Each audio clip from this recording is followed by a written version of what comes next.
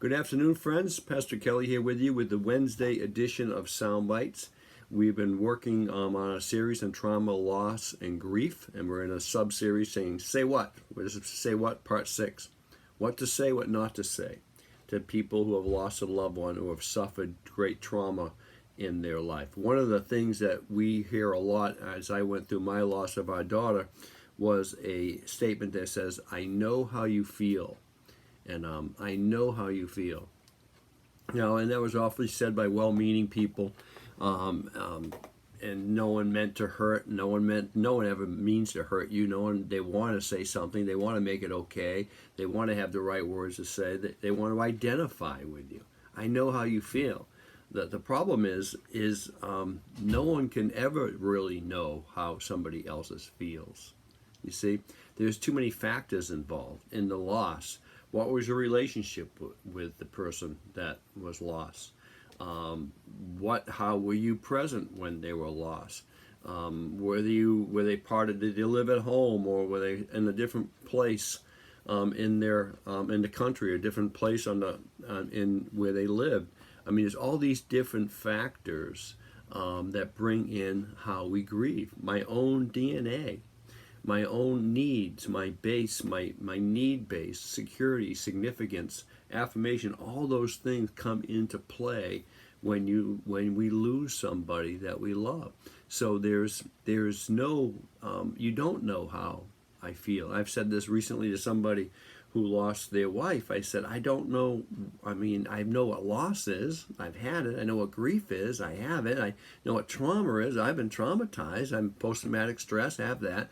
But I had never lost my wife. So I don't know what that grief is. I don't know what that loss is like. So I don't even try to identify myself with it. I just want to identify myself with that person and be their friend. Some of the things you might say is to help somebody, and this is an important thing, is tell me about, how the person you lost.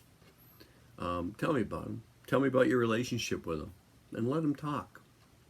I know I appreciate so many that in the early days of losing our daughter, I'd go to the coffee. Some of the other pastors really here in St. Petersburg, I'd go out and I would just talk. And I didn't even realize I was dominating the conversation, but I just needed to talk. I just needed to work through it. And they would patiently just sit there and help me work through it. They didn't have to say a word.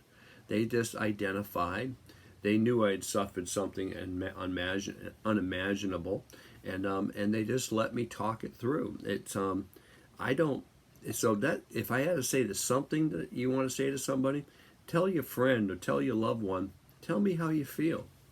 Tell me what this has done for you, to you, and for you, because I don't have any imagination what you're going through. I don't really know. I can't identify with it because I've never suffered anything like you've suffered here. And let them talk. I mean, and that's going to go on for a while. Don't put a time limit on it. Don't put a 1 month, 2 month, 3 month. That may go on for years. It may go on for a decade even. But just let them talk. Let them tell you about their relationship with their one that is now in heaven. Let them tell you about the experience they had when they lost. Let them tell you about the emptiness they have inside. Let them tell you those things.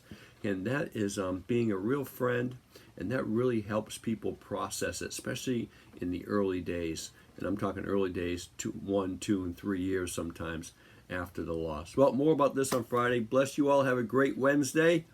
Like my new Tom Brady shirt.